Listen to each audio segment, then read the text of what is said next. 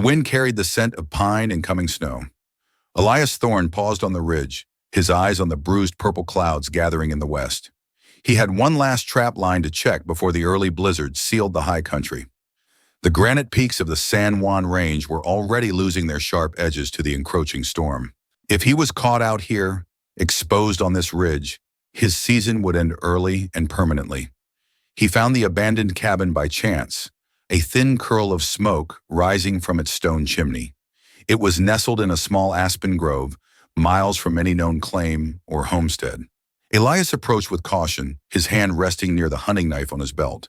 The cabin door was slightly ajar, swinging gently in the rising wind. Inside, a small boy sat on the floor, staring into the embers of a dying fire.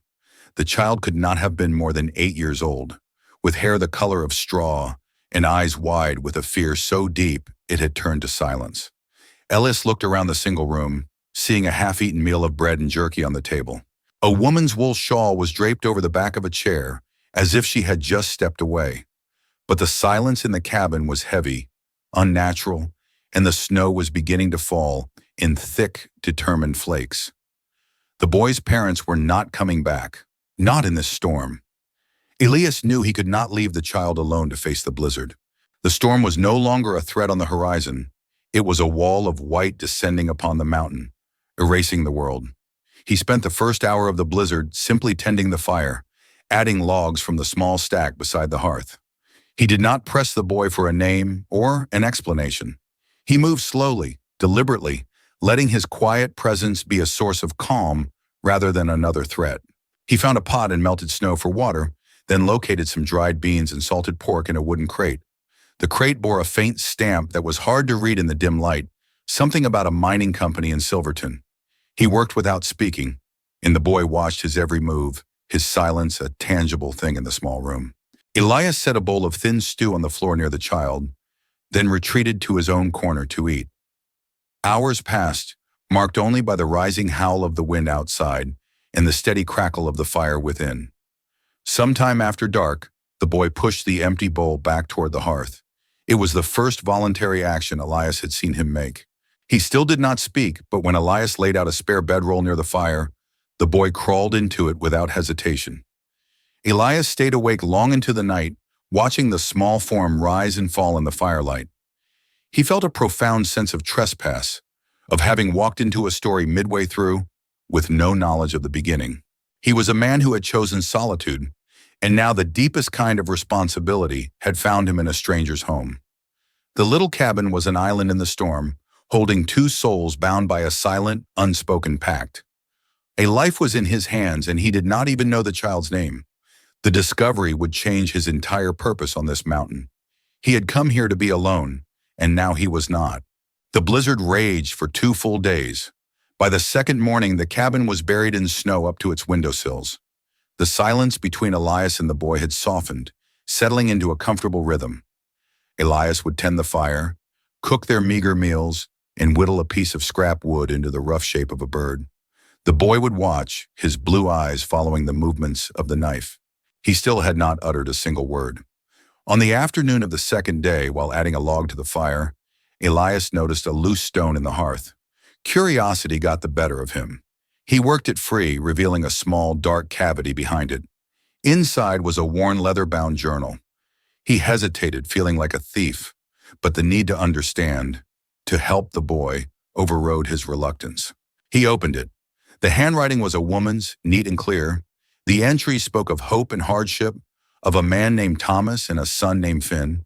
They had come west to work their claim, a piece of land they believed was rich with silver. The last few entries, however, were laced with fear. A man named Croft, an agent from the Silver Creek Consolidated Mining Company, had been pressuring them to sell. The land deed carries an old stamp from the territorial office. She had written, "It is ours by right."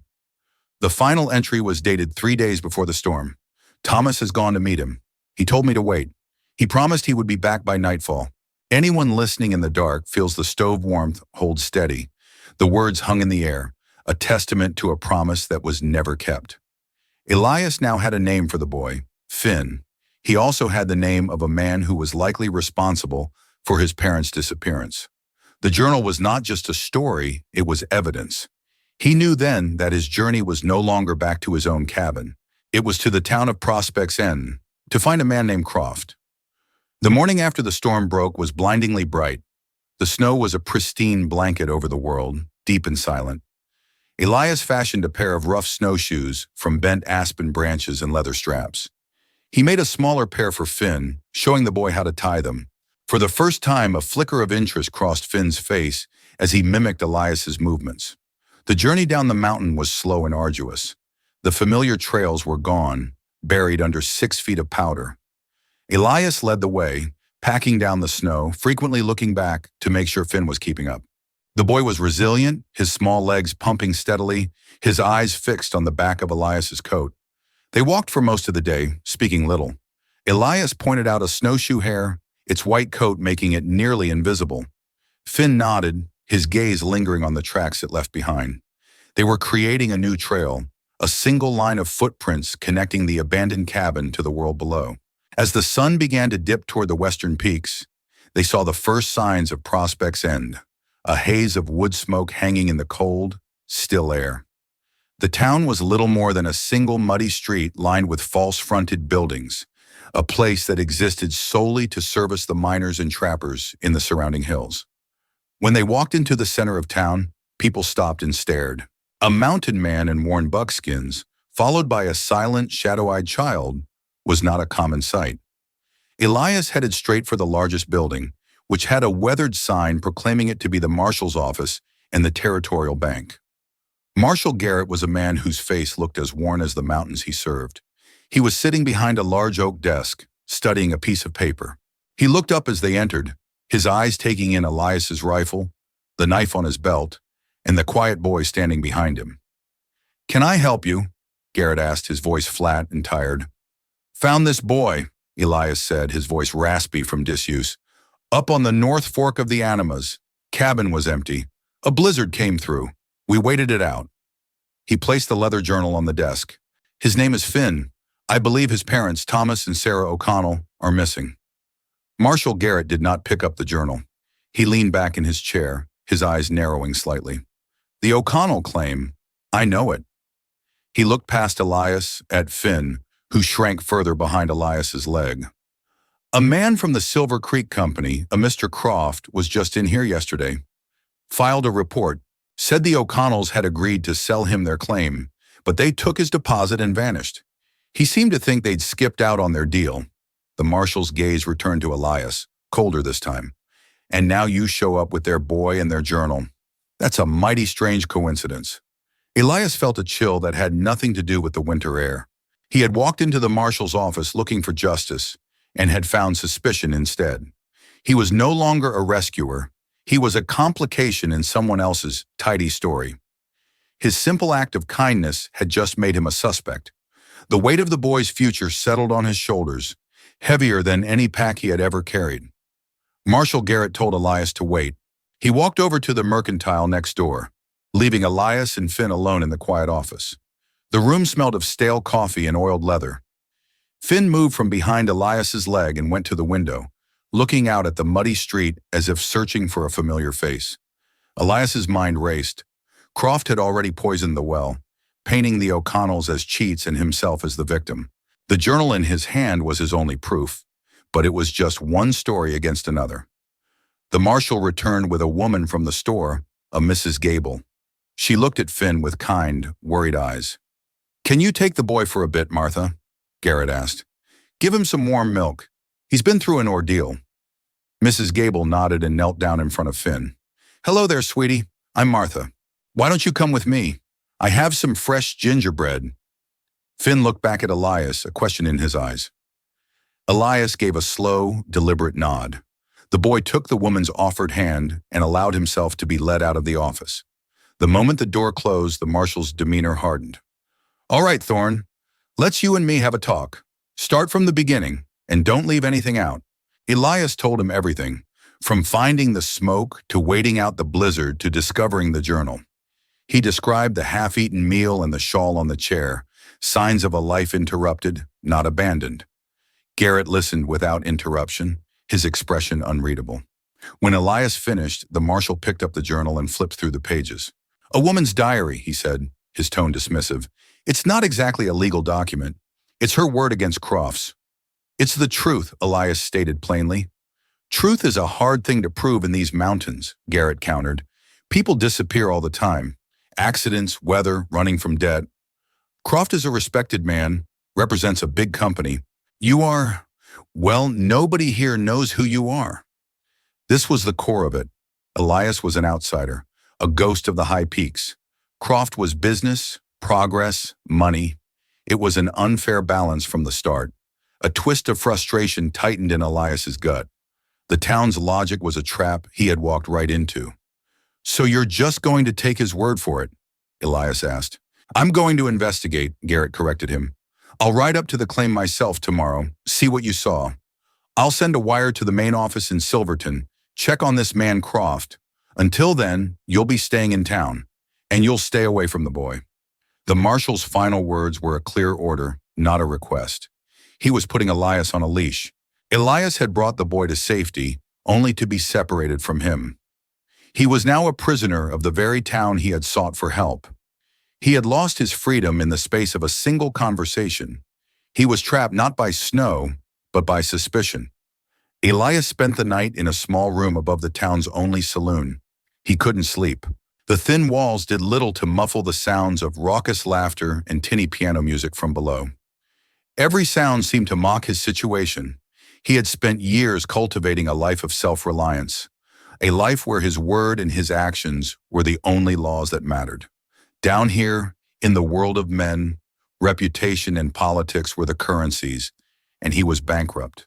He stared out the small window at the dark shapes of the mountains, feeling more trapped than he ever had in the wildest blizzard. His connection to Finn, forged in the silence of that isolated cabin, felt like the only real thing in this whole affair. The next morning, he saw Marshal Garrett ride out of town, heading north, just as he'd promised. Elias felt a small measure of relief. At least the man was thorough. He spent the day wandering the town, a restless ghost. He saw Finn once through the window of the mercantile. The boy was sitting at a table with Mrs. Gable, pushing a wooden toy car back and forth. He looked safe, but his face was still clouded with that same silent watchfulness. He didn't see Elias. It was probably for the best. Mid-afternoon, a well-dressed man stepped out of the assayer's office. He was tall and wore a tailored city coat that looked out of place against the town's rough-hewn backdrop. He exuded an air of impatience and authority. Elias knew instinctively that this was Croft. He watched as Croft spoke to a couple of miners, his gestures sharp and dismissive. There was an arrogance about him that set Elias's teeth on edge. This was the man who had terrified a family into fleeing their home. The sight of him solidified Elias's resolve. This was no longer just about clearing his own name. It was about getting justice for the O'Connells and securing a future for their son. He needed more than the journal. He needed proof that Croft was a liar. He remembered the faint stamp on the crate in the O'Connell cabin. Silver Creek Consolidated. The Trading Post ledger shows 3 names from last winter who worked for that company, all of whom left town suddenly. That detail, remembered from a casual glance at the public record book weeks ago, suddenly seemed important. He needed a way to connect Croft's actions to a pattern of behavior. As evening approached, Elias was sitting on a bench outside the mercantile when Mrs. Gable came out to sweep the porch. She gave him a weary but not unkind look. "The boy asked for you," she said softly, so no one else could hear. "He doesn't talk, but he pointed at the mountains. Then he pointed at his chest, then at me, and then shook his head. He was asking where his mountain man was." The words were a gut punch. In his silence, Finn had been communicating more clearly than anyone. Elias was his protector, his only link to the world he knew, and Garrett had severed that link. Anyone who has ever been trusted by a child understands that bond is a sacred thing. It was in that moment Elias knew he couldn't simply wait for the marshal to return. He had to do something himself. He had to find a piece of the truth that Garrett might overlook, a piece of the truth that Croft thought was buried for good. That night, Elias made a decision. Waiting for the marshal was a fool's game. Garrett was looking for a simple answer, and Croft had already provided one. To find the real truth, Elias had to go back to the source, to the O'Connell cabin. There had to be something else there, something Sarah or Thomas had hidden, something overlooked in his initial hurried search. He slipped out of his room before dawn, borrowing a horse from the livery stable, with a promise of payment left in coin on the counter. He followed the marshal's tracks in the snow, the single trail a comforting guide back into the high country. The ride was cold, but his purpose kept him warm. The mountains felt like home, their silent peaks a welcome respite from the suspicious glances of the town. When he reached the cabin, everything was as he had left it, but now it was touched by the official hand of the law. Garrett had been there. A few things were moved, a cupboard left open. The marshal had done a surface-level search and found nothing to contradict Croft's story. Elias knew he had to look deeper, to think like someone who was trying to hide something not from a stranger, but from a specific threat. He thought of Sarah's journal entry, her fear of Croft. Where would a terrified woman hide her most precious things? He started with the hearth, checking every stone. He looked under the floorboards again, more thoroughly this time. Nothing. He ran his hands along the rough log walls, searching for any loose chinking or hollow spots. It was as he was checking the built-in pantry shelves that his fingers brushed against a loose board at the very back. It was barely noticeable. He pried it open with the tip of his knife. Inside, wrapped in oilcloth, was a small bundle of papers. He unwrapped them carefully. It wasn't a treasure. It was better. There were 3 signed affidavits from other miners who had been driven off their claims by Silver Creek Consolidated, all citing threats and intimidation from a man matching Croft's description, and beneath them was the original assay report for the O'Connell claim. It wasn't a modest silver strike. The report detailed a vein of almost pure silver, a discovery of immense value. The crate bears a mine mark that matches the seal on this assay report. Croft wasn't just trying to acquire a claim. He was trying to steal a fortune. This was the motive, the proof that the O'Connells would never have willingly sold and run. They were sitting on a treasure, and Croft knew it. Suddenly, a floorboard creaked behind him. Elias spun around, his hand flying to his knife. 2 men stood in the doorway, their faces hard and shadowed by the brims of their hats. They were not miners. They were armed, and their eyes were fixed on the papers in his hand. "Mr. Croft figured you might come sniffing around up here," the first man said, his voice a low growl. "He wants those papers, and he wants to make sure you don't cause any more trouble." The men advanced into the small cabin, their intentions clear. Elias was cornered, miles from any help, holding the very evidence that could destroy a powerful man. He had found the truth, and now it was going to get him killed. He was no longer just a suspect. He was a witness who knew too much. Elias backed away slowly, the small cabin shrinking around him. The 2 men spread out, cutting off his escape. His mind worked quickly, assessing the space. The fireplace was to his left, the small table to his right. The only weapon he had was his knife, a poor match against the pistols tucked into their belts. He held the assay reports tightly in one hand. They were the reason for this confrontation. They were Finn's inheritance. "Just give us the papers," the second man said, his voice deceptively calm, "and we can all walk away." Elias knew that was a lie. They were here to silence him permanently. He looked past them, through the open door, at the bright snow and the blue sky. He thought of Finn's watchful eyes.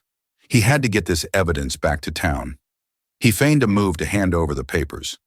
As the first man reached for them, Elias threw the heavy iron skillet from the stovetop. It caught the man squarely in the chest, knocking him off balance with a grunt of pain. In that split second of distraction, Elias lunged not for the door, but for the hearth. He grabbed the hot iron poker from the embers, a glowing orange tip at its end. He swung the poker in a wide arc, forcing the second man to jump back. The man fumbled for his pistol, but Elias was too fast. He lunged forward, pressing the hot tip of the poker against the man's gun hand. The man screamed, a sharp, piercing sound that echoed in the small space, and the pistol clattered to the floor. The first man was recovering, drawing his own weapon. Elias didn't wait. He kicked the pistol on the floor toward the wall, then bolted for the door, shoving past the injured man. He burst out into the blinding snow, running for the tree line where his horse was tethered. A shot rang out, splintering the bark of an aspen just inches from his head. He didn't look back. He untied the horse with fumbling, numb fingers, swung himself into the saddle, and spurred the animal down the trail. He rode hard, the papers tucked safely inside his coat. He was no longer just a mountain man. He was a courier, carrying a message of truth through a hostile landscape. The confrontation had changed everything. It was no longer a matter of suspicion and paperwork in the marshal's office. It was now a matter of life and death, with Croft's hired guns hunting him. He knew he couldn't go directly back to Prospect's End. Croft's men would be expecting that. They might even get there before him. He had won the skirmish, but the race back to civilization was one he could not afford to lose. The lives of 3 people now depended on it. Instead of taking the main trail back to Prospect's End, Elias cut south toward the old mining camps that dotted the foothills. It was a longer, more difficult route, but it was one his pursuers wouldn't anticipate. As he rode, he thought about his next move. Walking back into the marshal's office was a risk. Croft had influence. The men who attacked him might invent a story, claim he was the aggressor, that he was a thief. The papers in his coat were powerful, but only if they reached the right hands. He needed an ally, someone inside the town who was beyond Croft's reach. His mind settled on Mrs. Gable at the Mercantile. She had shown kindness to Finn. Her concern seemed genuine. More importantly, she saw and heard everything that happened in that town. He rode through the night, the moon a cold silver disk in the sky. He reached the outskirts of Prospect's End, just as the first hints of dawn were coloring the eastern sky. He dismounted, leading his horse through the back alleys, moving like a shadow. He tethered the horse behind the smithy and approached the Mercantile from the rear. A single lamp was lit in the back room. Mrs. Gable was an early riser. He tapped gently on the window. She jumped, startled, then peered out into the pre-dawn gloom. Recognition, then alarm, crossed her face. She motioned for him to come to the back door. She unlocked it and pulled him inside quickly. "What in heaven's name are you doing?" she whispered, her voice a mix of fear and exasperation.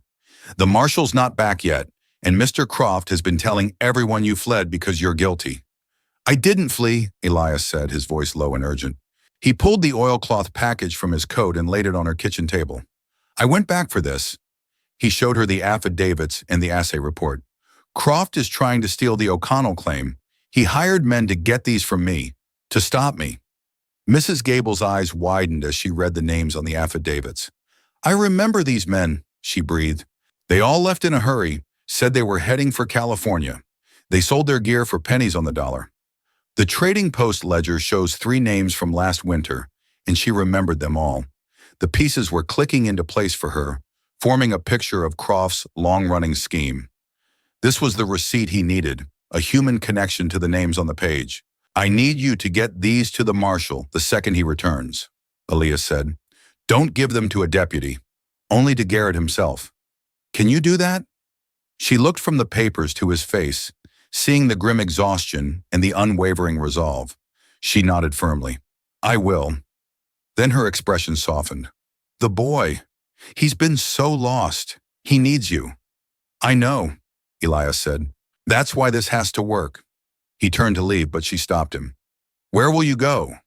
"I'm going to make sure the marshal gets the message." He had a plan, a dangerous one. He wasn't going to hide. He was going to draw the fire, to make sure Croft and his men were focused on him, giving Mrs. Gable the time and space she needed to deliver the evidence. He was going to be the bait. It was the only way to ensure the truth had a chance to survive. Elias left the Mercantile and walked not to the edge of town, but directly toward the center of it. He walked with a purpose, his stride long and steady. He went to the livery stable, making no effort to hide his return. He paid the stable owner for the borrowed horse, his movements calm and deliberate. He knew he was being watched. Word of his return would spread through the small town like wildfire. It would reach Croft within minutes. This was precisely what he wanted. He was making himself an easy target. He bought a coffee at the small eatery and sat at a table by the window, facing the street. He was daring them to make a move right here in the open. He didn't have to wait long. Croft and his 2 men appeared, rounding the corner from the assayer's office. The one whose hand Elias had burned had it wrapped in a dirty bandage. They saw him through the window. For a moment they hesitated, surprised by his audacity. Then their expressions hardened. Croft said something to his men, and they separated, moving to block the front and back exits of the eatery. Croft himself walked in, the bat-wing doors swinging shut behind him. The few other patrons in the room sensed the sudden tension and quietly made their exits. "Thorne," Croft said, his voice smooth but edged with menace, I heard you came back. That was a foolish mistake. Was it? Elias replied, not moving from his chair. I came back to finish our conversation. There's nothing to talk about.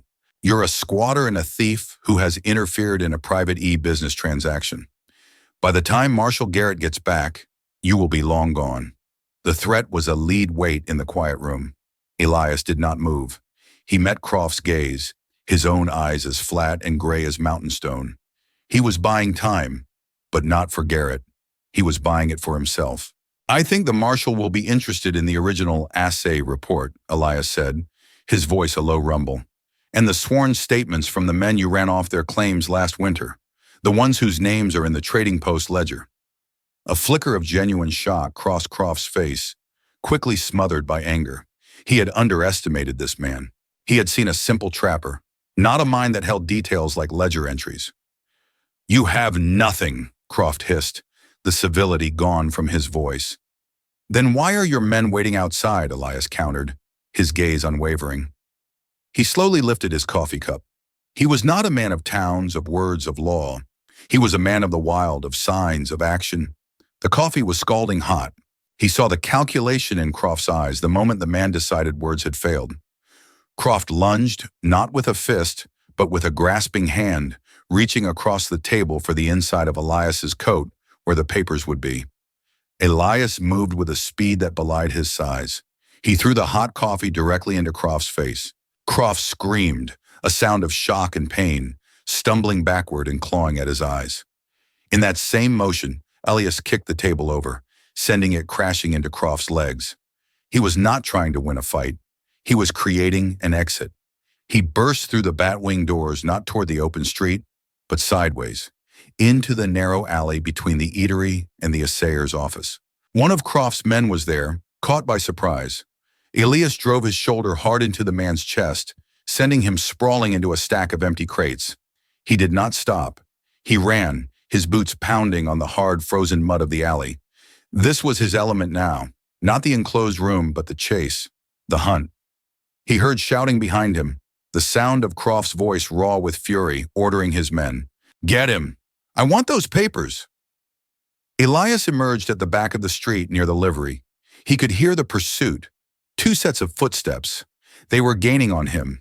He was in their world, a labyrinth of buildings and fences he did not know, as well as a mountain trail. He ducked behind a water trough as a shot rang out, the bullet smacking into the wood with a wet thud. The town was awake now. Faces appeared in windows, doors opened a crack, but no one intervened. This was Croft's business, and no one wanted to be on the wrong side of the Silver Creek Consolidated. Elias was utterly alone. He scanned his surroundings, his mind working with the cold clarity of a winter storm. The livery was a dead end. The blacksmith shop was dark. He sprinted across the open space toward the smithy, the largest, most defensible structure. Another shot splintered the doorframe as he threw himself inside, slamming the heavy wooden bar into place. The smithy was dark and smelled of coal smoke and iron. He was trapped, but he had walls around him. He moved deeper into the shadows, his breathing coming in ragged bursts. He had the evidence, but he was caged. Croft's men were outside, and the entire town was a silent, unwilling audience to his execution. He pressed himself against the cold stone of the forge, the papers a fragile weight inside his coat, and waited. The truth was in his hands, but it felt a world away from justice.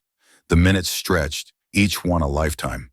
Elias could hear them outside, moving around the building, testing the windows, the back door. Croft was there too, his voice a venomous hiss. Burn him out, he said. I want him, and I want what he stole. Elias's heart pounded against his ribs. He was a trapper caught in a snare of his own making. He looked around the smithy, his eyes adjusting to the gloom. He saw hammers, tongs, heavy chains, tools of a trade, now potential weapons. But they were poor shields against fire. He heard a crackling sound near the main door. They were piling brush against it. His time was running out. He had gambled and lost, bringing the boy down from the mountain only to be cornered and killed in the heart of the very civilization that was meant to protect him.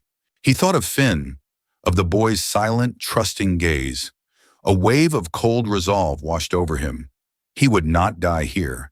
He would not let Croft win. He grabbed a heavy blacksmith's hammer its weight familiar and solid in his hands. If they came through the door, he would not be waiting meekly. Then another sound cut through the tension. Hoofbeats. A single rider coming in hard. The sound grew louder, closer, stopping abruptly in the street outside. A voice boomed, sharp with authority. "Croft, what in the hell is going on here?" It was Marshal Garrett. A tense silence fell. Elias could hear the murmur of voices, Croft's attempts at a smooth explanation, Garrett's sharp, skeptical questions. The marshal had seen the armed men, the brush piled against the smithy door. He was a tired man, but he was not a fool. Then a softer voice joined the mix, urgent and clear. It was Mrs. Gable. "Marshal," she said, her voice carrying through a crack in the wall. "You need to see this. Elias gave it to me.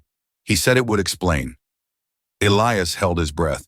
He had given her the package, the real one. He had kept a bundle of folded blank paper in his own coat, the bait for the trap. He had counted on her courage, on her fundamental decency. It was a greater risk than facing Croft's men. He heard the rustle of oilcloth, the sharp intake of Garrett's breath. The silence that followed was more damning than any accusation. The game had changed. The truth was no longer locked in the smithy with him. It was out in the open, in the hands of the law. He heard Garrett's voice, now cold as a river in winter. "Croft, you and your men will drop your guns. You will do it now." A moment of hesitation, then the clatter of metal on frozen ground. The siege was over. Elias slid the heavy bar from the door and pushed it open. He stepped out into the pale morning light, blinking. Garrett stood there, the papers in his hand, his face a grim mask. Croft and his men were surrounded not by heroic townspeople, but by the undeniable weight of the marshal's authority. The town was still watching from their windows, silent witnesses to the fall of a powerful man. Elias looked past them all, to Mrs. Gable, who stood on the porch of the mercantile. She gave him a single small nod. It was all the thanks he needed. The weeks that followed were a kind of limbo. Elias remained in Prospect's End, a resident of the room above the saloon, while the slow gears of territorial law began to turn. Croft and his men were held in the marshal's jail, awaiting the circuit judge. The town's quiet suspicion of Elias curdled into a kind of awkward reverence he found deeply uncomfortable. Men would nod to him on the street. Women would offer him food. He was a hero to them, a role he neither wanted nor understood. He had not acted out of heroism. He had acted out of a promise, a silent one made to a small boy in a snowbound cabin. His world had shrunk from the vastness of the mountains to the few dusty streets of the town, and at its center was Finn. He was allowed to see the boy now. Their days fell into a new rhythm. They would walk not on game trails but along the creek that ran behind the town. Elias found himself explaining the world in a way he never had before. "This is quartz," he would say, holding up a milky stone. "It holds its own light. This is a chickadee. It stays all winter, same as us." Finn remained silent, a small watchful shadow at his side. He listened, his eyes absorbing everything. He was a vessel being slowly refilled after being emptied by terror. Elias did not press him to speak. He understood that some wounds were too deep for words. Instead, he communicated in the language he knew best, the language of the physical world. He whittled not just birds, but a whole family of small wooden animals, a deer, a bear, a wolf. He would place them in Finn's hand, and the boy would arrange them in silent, complex dramas on the floor of the mercantile. Elias would watch, and in the boy's play, he would see the faint outlines of a story, a world being pieced back together. One evening, Elias brought Sarah O'Connell's journal to the mercantile. Mrs. Gable gave them their space, busying herself in another part of the store. Elias sat with Finn at the small table in the back. He opened the book. "I think," he began, his voice rough, "you should know about them, about who they were." He did not read the parts about Croft, about the fear.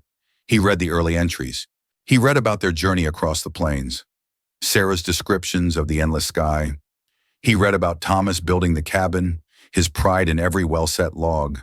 He read about Finn's birth, the joy that filled the small book's pages. He was giving the boy back his memories, his foundation. As he read, Finn, who had been staring at the pages, reached out a small hand. He did not touch Elias. He touched the book, his finger tracing the faded ink of his mother's handwriting. He looked up at Elias, his blue eyes clear and deep. His lips parted. A small, breathy sound emerged. Elias waited, his entire being focused on that small, struggling sound. Sarah, Finn whispered. It was not a word. It was a name. It was a memory unlocked. It was the first step on a long road out of the silence. Elias felt something shift deep within him. A thawing around his own heart he hadn't known was frozen. He simply nodded, unable to speak, and continued to read. The judge came and went. The trial was short. The evidence was irrefutable, corroborated by Mrs. Gable and the silent testimony of the entire town. Croft was sentenced to 20 years in the territorial prison. The Silver Creek Consolidated Company, eager to avoid further scandal, settled a significant sum into a trust for Finn. The O'Connell claim was now his, free and clear. The law had done its part. The papers were signed. The seals were stamped. But for Elias, the true judgment came in a quiet conversation with Marshal Garrett in his office. The marshal looked tired. He pushed a document across the desk. It's a petition for legal guardianship, he said. The judge is willing to sign it. But it has to be your choice, Thorne. It's a life sentence in its own way. You came to these mountains for solitude.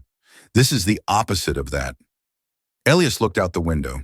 Finn was on the mercantile porch, carefully showing Mrs. Gable the family of wooden animals. He was pointing at the small wooden bear, then at Elias. He was not speaking, but he was telling a story. Elias knew the marshal was right. His old life, the one of absolute freedom and absolute loneliness, was over. The thought of it did not bring him sadness. It felt distant, like a story about someone else. The future was here, in this town, with this boy. It was heavy, it was complicated, and it was the only thing that felt real. I know, Elias said, pulling the document toward him. I want it. Spring arrived and the high country began to shed its mantle of snow. The air grew soft, carrying the scent of damp earth and pine sap. It was time to leave Prospect's End. They were not going back to Elias's solitary trapping cabin. That life was gone. They were going home, to the cabin on the North Fork of the Animus. It was Finn's birthright, and it would be their future. The town did not give them a grand send-off. Instead, people helped in small, practical ways. The blacksmith gave Elias a box of newly forged nails. Mrs. Gable packed them a crate of supplies that would last for weeks.